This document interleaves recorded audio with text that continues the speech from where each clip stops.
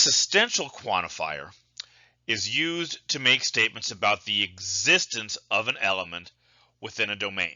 Right? So this symbol here is read there exists. So this statement becomes there exists a real number such that x is divisible by 2. Now, thinking in terms of English, right, where the universal statement talks about all objects in the domain, the existential qualifier just talks about some objects. So here we have a formal definition of an existential statement that's very similar to our universal statement definition, right? We start with a domain and a predicate, and the mathematical version of this statement here would be read there exists an x, or for some x, or there is at least one x, or some similar English phrasing, right? Now, for an existential statement to be true, all we need is one value in the domain for which the predicate is true, just one. Now, notice how this is kind of the reverse of what we saw with universal statements, right? With a universal statement, all it takes is one example for the statement to be false.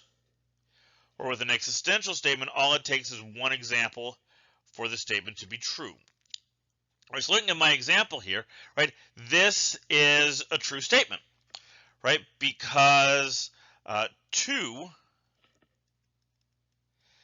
is a real number. In other words, right, it's in the domain, okay, and since 2 is divisible by 2, the predicate is true for that value. Now, yes, there are other values that make the predicate true and some that make it false, right? But all I needed to conclude that the statement as a whole is true is one value that makes the predicate true.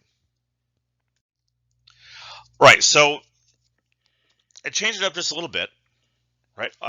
Instead of having my domain be all real numbers, I've changed it to just even numbers, and I'm saying that there exists an even number such that x is not divisible by 2. Right, now this would be an example of a false existential statement.